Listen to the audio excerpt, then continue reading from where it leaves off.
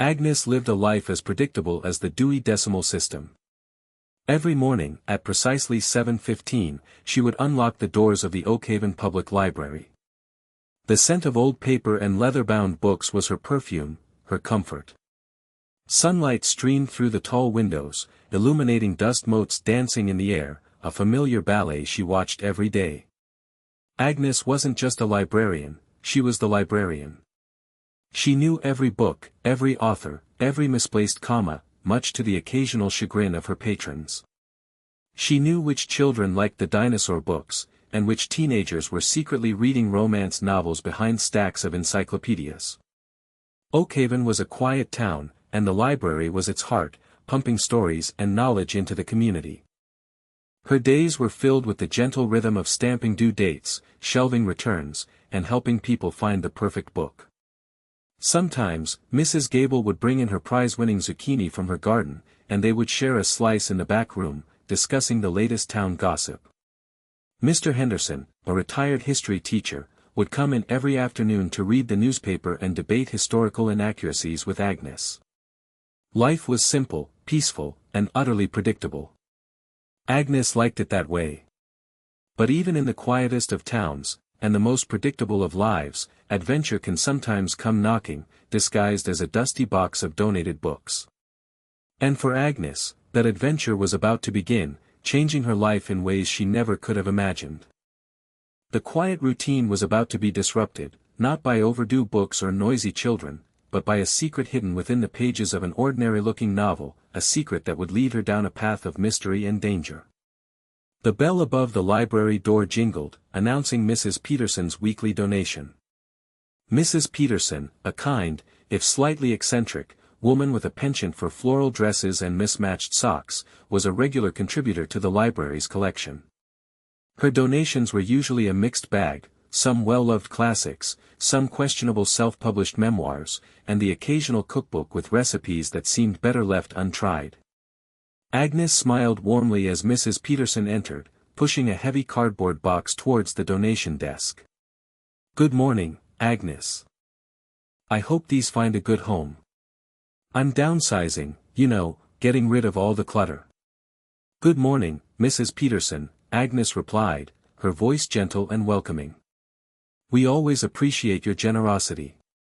She helped Mrs. Peterson lift the box onto the counter. It was heavier than it looked. "My goodness, what treasures have you brought us today?" Mrs. Peterson chuckled. "A little bit of everything, dear. Some mysteries, some romances, and a few that I can't even remember buying." After Mrs. Peterson left, Agnes surveyed the box with a practiced eye. It was a librarian's duty to sort through donations, weeding out the damaged, the outdated, and the generally unsuitable. Some books were destined for the shelves, ready to be discovered by eager readers. Others were destined for the recycling bin, their stories quietly ending their journey. Agnes opened the box, the scent of old paper rising to greet her. She pulled out a tattered copy of Wuthering Heights, its spine cracked and pages yellowed. A classic, but perhaps too fragile for circulation. Next came a brightly colored children's book about a talking dog. That one would definitely be a hit with the younger crowd.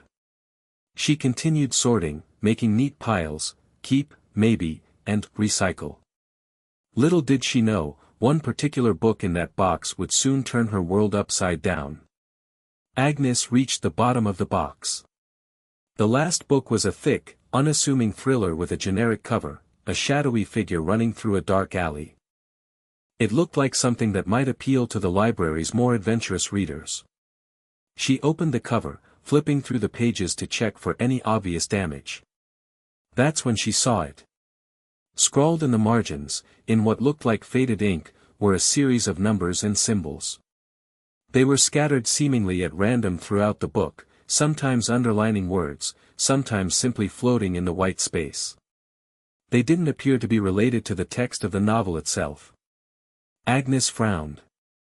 Graffiti in library books was nothing new. She'd seen everything from doodles of hearts to angry political statements scribbled in the margins. But this was different. This wasn't mindless vandalism. There was a pattern, a structure to the markings that she couldn't quite decipher. One set of symbols, near the beginning of chapter 3, caught her eye: 40 degrees 26 minutes north, 79 degrees 58 minutes west. Agnes recognized those symbols instantly.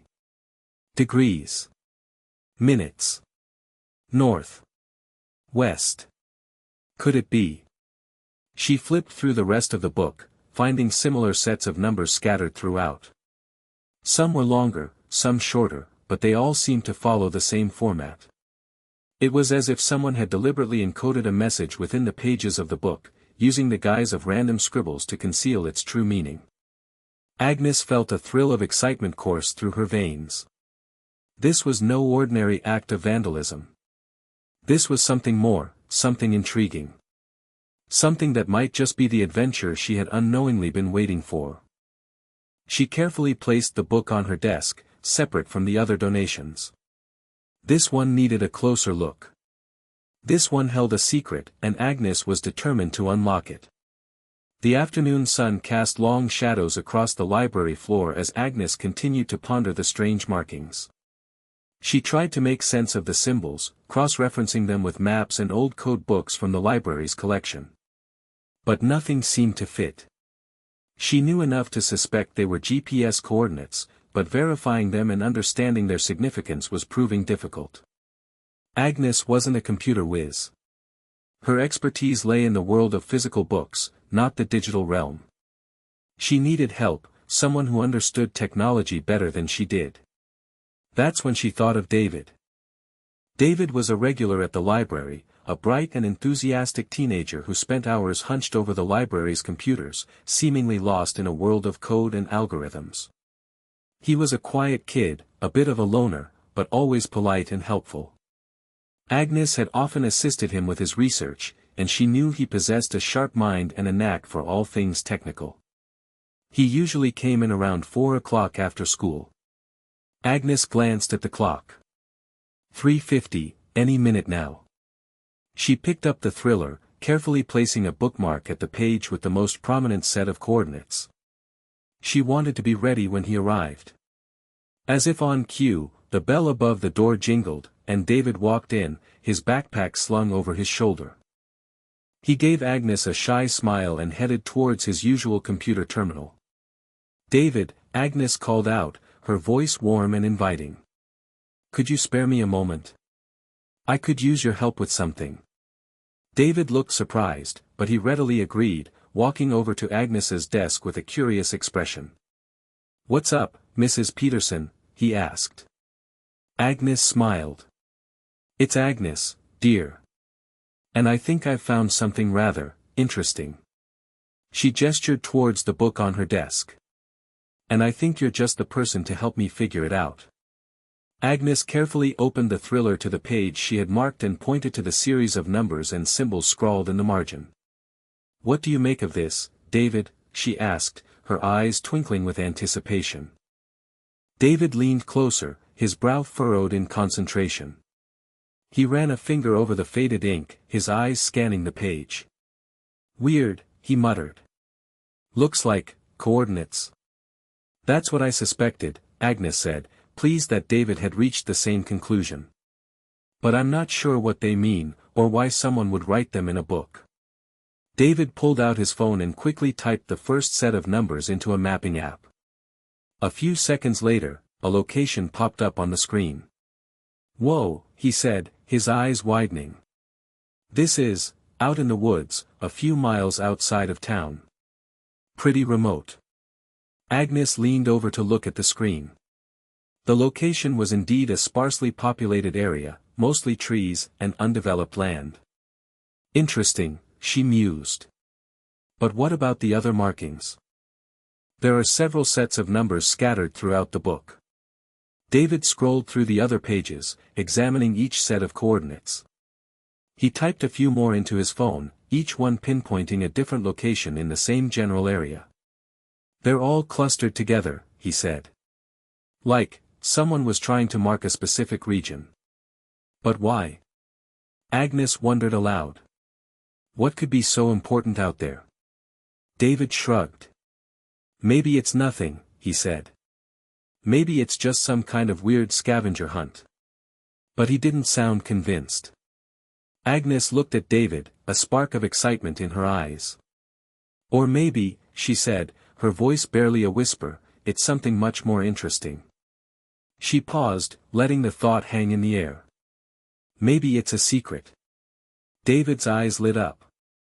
He loved a good mystery. So, he said, a grin spreading across his face. What do we do now? Well, Agnes said, a mischievous glint in her eye, I suppose we need to do a little research. Find out what's so special about this wooded area. David nodded eagerly. I can check online. See if there's anything interesting about the place. Local legends, old news articles, anything like that. They huddled around the library computer, David expertly navigating the internet while Agnes provided guidance and suggestions. They searched for the specific coordinates, the general area, and even the name of the thriller itself, hoping to find some connection, some clue that would explain the mystery. Hours passed, the library slowly emptying as closing time approached.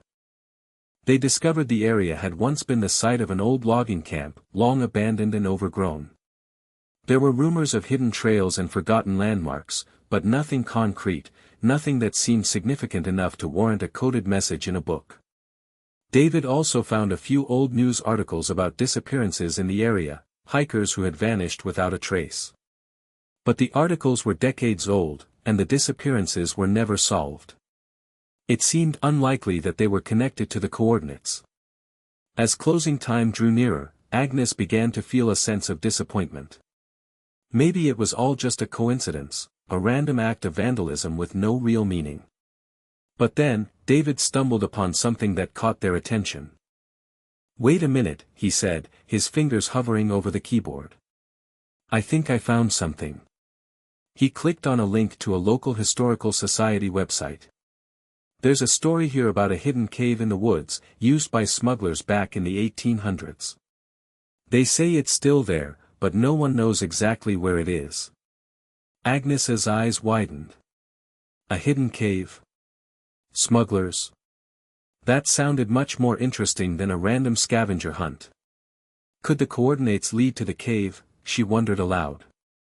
David shrugged. It's possible. It's worth checking out, right? Agnes smiled. Absolutely.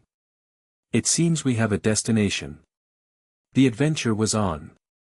As they locked up the library for the night, a sense of excitement and apprehension hung in the air. The prospect of exploring a hidden cave was thrilling, but Agnes couldn't shake a nagging feeling of unease. Was it wise for an elderly librarian and a teenager to venture into the woods alone, based on a coded message in a book? David, Agnes said, her voice thoughtful, do you think we should tell someone? The police, perhaps. David hesitated. I don't know, Agnes. What if it's nothing? They'll think we're crazy, chasing after some old wives' tale. Agnes understood his concern. The police might dismiss their discovery as a harmless prank or worse, discourage them from investigating altogether. She also worried about the potential danger. What if the cave was unstable? What if there were wild animals in the woods? You're right, Agnes said, sighing. They might not take us seriously. And I suppose it could be dangerous. That area is pretty remote. Exactly, David said. But, if there really is something out there, wouldn't it be amazing if we found it first? Agnes considered his words. She had always lived a cautious life, following the rules and avoiding risks. But the thought of uncovering a hidden piece of history, of solving a mystery that had remained unsolved for centuries, was too tempting to resist. All right, Agnes said, a determined look on her face. We won't tell anyone, yet. We'll go out there tomorrow, take a look around. But we have to promise each other to be careful. If anything seems suspicious or dangerous, we turn around and come back. David grinned. Deal, he said, extending his hand. Agnes shook it firmly, sealing their pact. The adventure was officially on, and they were in it together. But a small voice in the back of Agnes's mind wondered if they were making a mistake, if they were about to stumble upon something far more dangerous than they could ever imagine. The next morning dawned bright and clear, a perfect day for an adventure. Agnes packed a backpack with essentials, a map of the area printed from David's computer, a compass, a first aid kit, bottled water, and a couple of Mrs. Gable's famous zucchini muffins. David, ever the techie, brought his phone, fully charged, with the GPS coordinates loaded into his mapping app, as well as a portable charger.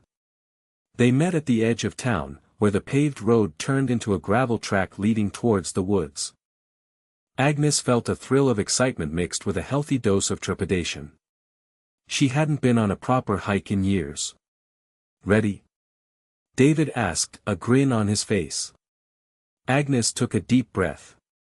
"As I'll ever be," she replied, adjusting her backpack.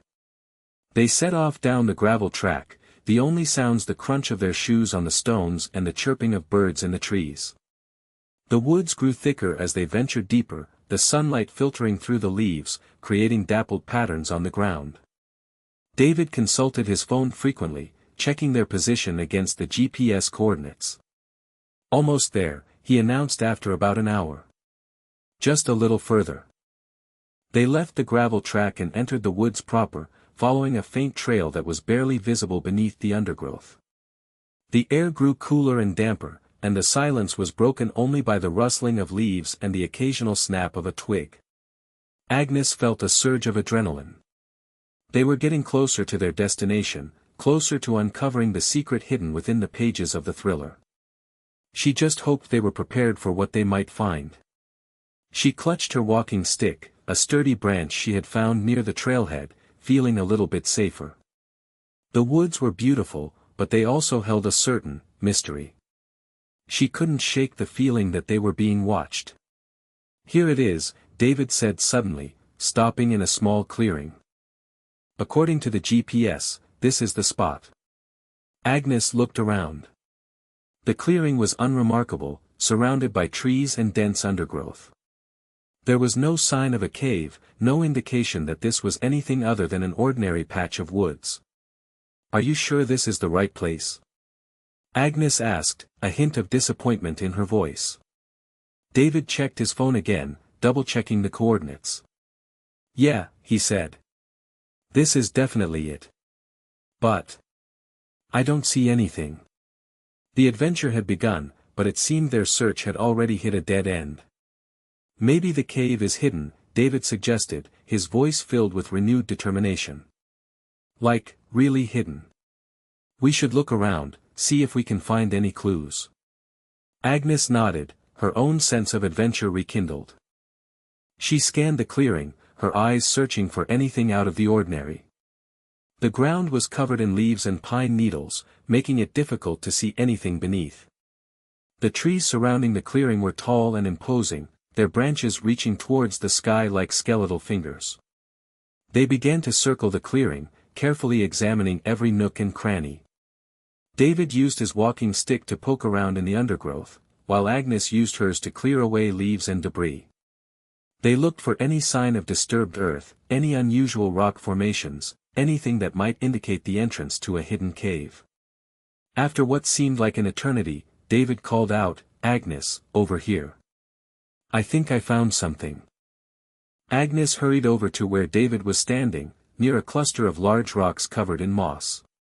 He was pointing at a small depression in the ground, almost hidden beneath a tangle of vines. "What is it?" Agnes asked, peering into the depression. "I don't know," David said. "But it looks like the ground has been disturbed recently. See how the dirt is darker here." Agnes knelt down, examining the depression more closely. David was right. The dirt was a different color than the surrounding soil, and there were faint scratches on the rocks, as if something had been dragged across them. Could it be? Agnes began, her voice trembling with excitement. "Maybe," David said. "Maybe this is where the cave is hidden. Or, maybe it's something else entirely." He reached into the depression and began to pull away the vines, revealing more of the disturbed earth. As he cleared away the last of the vines, they both gasped. Beneath the vines, hidden from view, was a patch of freshly dug earth. Someone had been digging here, recently. But what had they been digging for? A sense of unease washed over Agnes. This was no longer a simple treasure hunt. This was something else, something darker. They had stumbled upon something that someone wanted to keep hidden. And she had a feeling that they were about to find out exactly what that was. Agnes glanced around nervously. The woods seemed to have grown darker, the trees taller and more menacing. The wind rustled through the leaves, creating eerie whispers that seemed to carry secrets. She clutched her walking stick tighter, her heart pounding in her chest. Should we call the police?" she asked, her voice barely audible. David hesitated. He was still excited by the prospect of adventure, but he could sense Agnes's fear. He knew they had agreed to be cautious, and this definitely felt like a situation that warranted extra care. "Maybe you're right," he said, his voice thoughtful. "But, what if it's just something innocent? Like, someone burying a time capsule or something?" Agnes considered his words. It was possible, however unlikely. But the thought of turning back now, of leaving the mystery unsolved, was unbearable. "All right," she said, taking a deep breath. "We'll dig. But just a little. And if we find anything suspicious, we call the police immediately. Deal?" David nodded, relieved. "Deal," he said. They found a sturdy branch and used it as a makeshift shovel, carefully scraping away the loose earth. The soil was damp and heavy, and the digging was slow and arduous. But they persisted, driven by a mixture of curiosity and apprehension. As they dug deeper, they began to uncover something beneath the surface. It was a dark, rectangular shape, wrapped in what looked like heavy-duty plastic. Agnes and David exchanged nervous glances. This was definitely not a time capsule. With trembling hands, they continued to dig, until they had completely unearthed the object. It was a duffel bag, its dark color almost blending in with the surrounding soil. It was heavy, and whatever was inside it was bulky and unyielding. Agnes reached out and touched the bag, her fingers tracing its outline. A wave of fear washed over her. She knew, with a certainty that chilled her to the bone, that whatever was inside that bag was something dangerous, something that could change their lives forever. "Okay," she said, her voice barely a whisper. "That's it. We're calling the police." David fumbled for his phone, his hands shaking. He managed to unlock it and dial 911, his voice trembling as he spoke to the dispatcher. Agnes stood beside him, her eyes fixed on the duffel bag, as if it might suddenly spring to life. "Yes, hello," David stammered. We're in the woods, near Oakhaven. We found something, buried. We think it might be dangerous." He gave the dispatcher the coordinates, trying to remain calm. The dispatcher assured him that officers would be dispatched immediately. David ended the call and looked at Agnes, his face pale. "They're on their way," he said. Agnes nodded, but her mind was racing. What if whoever had buried the bag came back? What if they were watching them right now? She couldn't shake the feeling that they were in danger. A sudden impulse seized her. She had to know what was in the bag. She couldn't wait for the police to arrive. "Agnes, what are you doing?" David asked, seeing the determined look on her face. "I have to know," she said, her voice firm.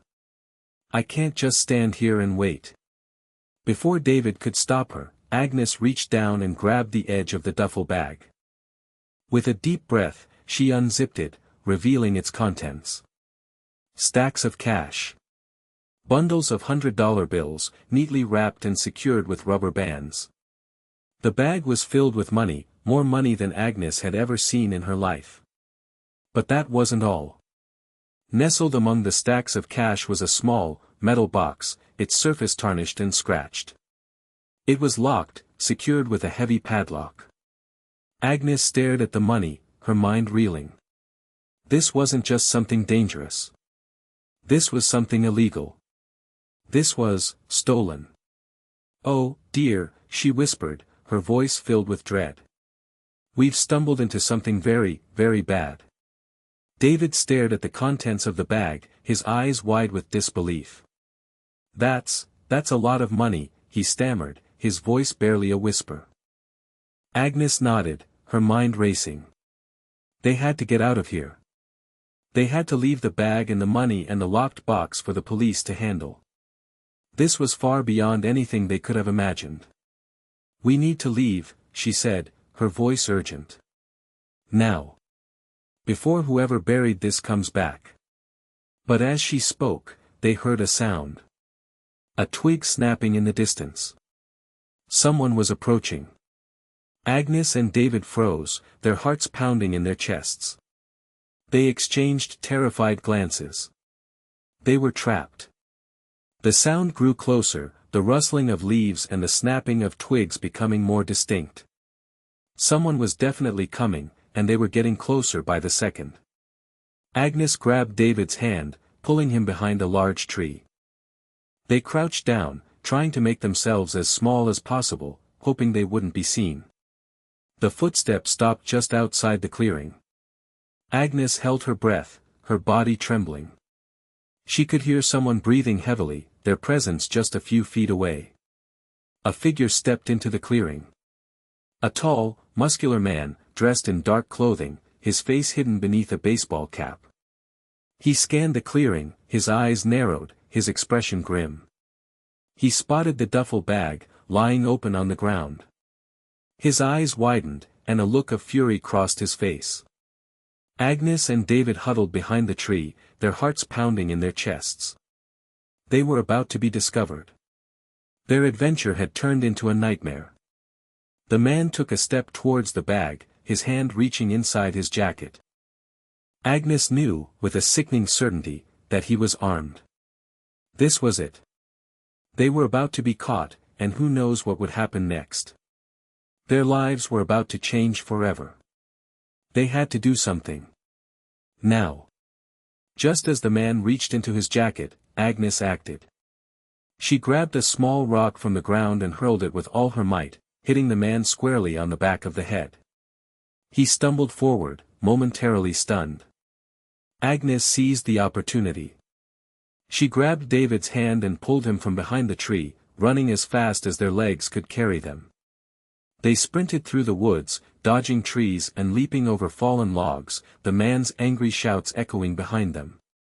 They didn't know where they were going, but they knew they had to get away. After what seemed like an eternity, they reached the gravel track. They ran towards town, their lungs burning, their legs aching. They could still hear the man crashing through the woods behind them, but he seemed to be losing ground. Finally, they reached the edge of town, collapsing in a heap on the sidewalk, gasping for air. They were safe, for now. A few minutes later, police sirens wailed in the distance, growing louder with each passing second. Agnes and David looked at each other, relief washing over their faces. Help was on its way. 2 police cars screeched to a halt beside them, and several officers jumped out, their guns drawn. They quickly assessed the situation, their expressions grim. "Are you all right?" one of the officers asked, his voice concerned. Agnes nodded, her voice trembling. "We're okay, but there's a man, in the woods, he has a gun." The officers immediately sprang into action, calling for backup and setting up a perimeter around the woods. They questioned Agnes and David, carefully documenting their story. Within minutes, a team of officers entered the woods, searching for the armed man. Agnes and David watched anxiously, praying that they would be caught. After what seemed like an eternity, the officers emerged from the woods, leading the man in handcuffs. He was the same man they had seen in the clearing, his face contorted with rage. Agnes and David breathed a sigh of relief. Their ordeal was finally over. The police secured the scene, taking the duffel bag and the locked box as evidence. They thanked Agnes and David for their bravery and assured them that they had done the right thing. As they were being driven back to town, Agnes couldn't help but wonder what the locked box contained. Was it more money? drugs? Or something even more sinister? She knew that the police would investigate, but she couldn't shake her curiosity. Back at the police station, the officers carefully examined the duffel bag and its contents. They confirmed that the money was indeed stolen, the proceeds from a series of bank robberies that had plagued the region for months. The Shadow Bandit, as he had been dubbed by the media, had been notoriously difficult to catch, always managing to evade capture. The locked box was a puzzle. The officers tried to pry it open, but it was too strong. They would need a locksmith to get inside. Later that evening, after obtaining a warrant, the police brought the locked box to a professional locksmith. With a few deft movements, the locksmith picked the lock, revealing the contents of the box. Inside, nestled on a bed of soft velvet, was a single piece of paper. It was a note, written in elegant cursive, containing just one line.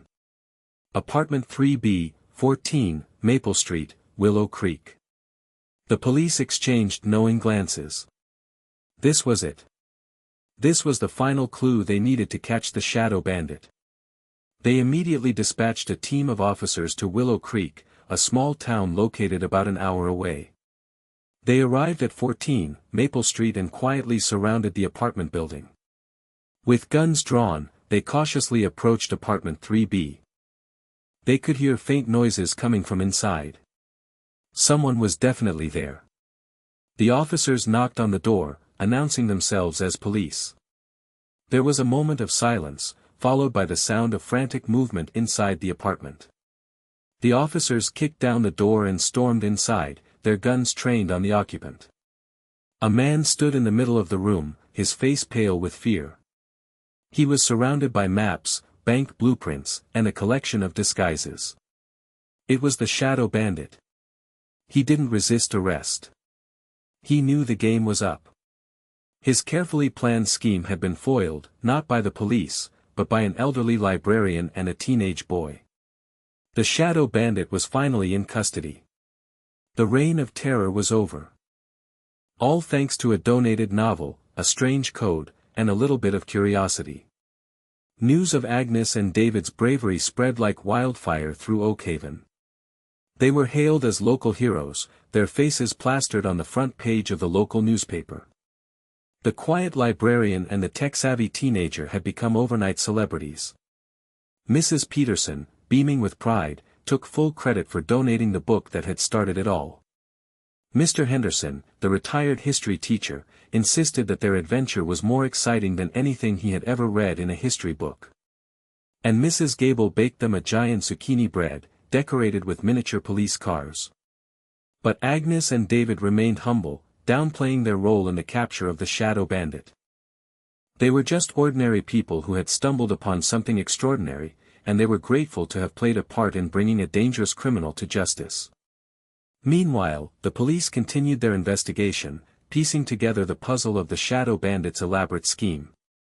They discovered that he had been planning the bank robberies for months, carefully studying bank layouts and escape routes. He had used the donated novel to hide the coordinates of his hidden stash, knowing that no one would suspect a simple library book. But how had the book ended up in Mrs. Peterson's donation box? That remained a mystery. As for the Shadow Bandit, he was brought to justice and sentenced to many years in prison. His reign of terror was finally over, thanks to the unlikely duo of Agnes and David. But the story doesn't end there. There's one more piece of the puzzle to uncover. Let's go back in time, to a few weeks before Mrs. Peterson donated the box of books to the Oakhaven Public Library. A shadowy figure sneaks into a house, rummaging through the belongings of an unsuspecting homeowner. He's looking for something specific, something that will help him carry out his next bank robbery. He finds a stack of books, preparing them for donation. He grabs a thriller novel, thinking it's the perfect place to hide a secret message. He carefully writes down the GPS coordinates, knowing that they will lead him back to his hidden stash of cash. But as he's leaving, he accidentally drops the book, unaware that it will soon fall into the hands of an elderly librarian and a teenage boy, setting in motion a chain of events that will ultimately lead to his downfall. Back in Oakhaven, life slowly returned to normal. The library reopened, and Agnes settled back into her familiar routine. But things were different now. She was no longer just a quiet librarian. She was a hero, an adventurer, a symbol of hope for the community. Children stopped by the library just to see her, their eyes wide with admiration. Teenagers asked her for advice on everything from dating to college applications. And even Mr. Henderson seemed to respect her a little more, no longer questioning her historical interpretations quite so vehemently. David, too, enjoyed his newfound fame.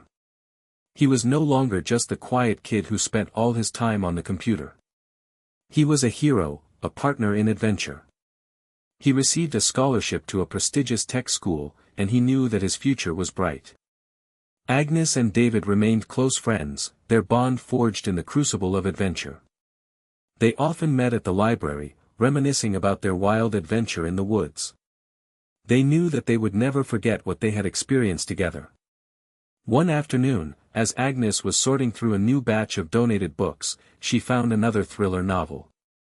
She opened it cautiously, half expecting to find another coded message. But there was nothing. Just words, printed on paper, telling a story. Agnes smiled. Maybe some adventures only happen once in a lifetime. But that was okay. She had had her adventure, and it had changed her life forever. She carefully shelved the book, ready for the next reader to discover. Who knows what adventures awaited them within its pages?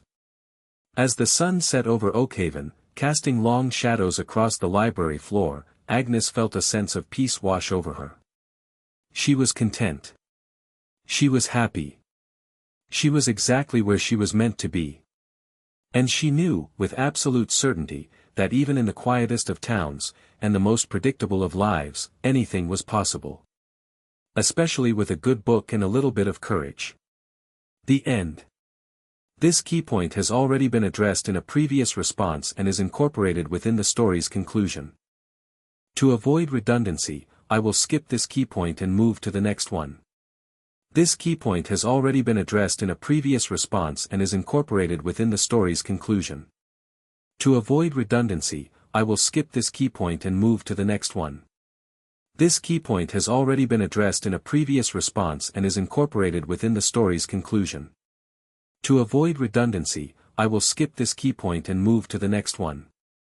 This key point has already been addressed in a previous response and is incorporated within the story's conclusion. To avoid redundancy, I will skip this key point and move to the next one. One sunny afternoon, a few weeks after the capture of the Shadow Bandit, Agnes and David received a special invitation. The First National Bank of Oakhaven, one of the banks that had been robbed, was holding an award ceremony in their honor. Agnes, a bit nervous about public speaking, almost declined. But David convinced her that it was important to show their appreciation to the community and to inspire others to be brave and curious. So, dressed in their finest clothes, Agnes in her favorite floral dress, and David in a slightly too big suit, they arrived at the bank, greeted by a crowd of cheering townspeople. The bank manager, a kind, grandfatherly man named Mr. Peterson, no relation to Mrs. Peterson, as Agnes was quick to point out, presented them with plaques and a generous check as a reward for their bravery. Agnes and David, Mr. Peterson said, his voice filled with emotion, "You are true heroes. You risked your lives to bring a dangerous criminal to justice, and we are eternally grateful for your courage and quick thinking." Agnes, her voice trembling slightly, thanked the bank and the community for their support. She spoke about the importance of curiosity, of never being afraid to ask questions, and of always being willing to help others. David, ever the techie, talked about the power of information and the importance of using technology for good. He encouraged young people to embrace their talents and to use them to make a difference in the world. As they left the bank, showered with applause and congratulations, Agnes and David knew that their lives had changed forever. They were no longer just ordinary citizens of Oakhaven. They were heroes, role models, and symbols of hope. And they knew that their adventure, which had begun with a strange code in a donated novel, would continue to inspire them for years to come. They used some of the money to upgrade the library's computers, and they set up a fund to help support local students pursuing careers in technology. And every year, on the anniversary of the capture of the shadow bandit, they would meet at the library, read a good book, and remember the day that their lives changed forever. The end.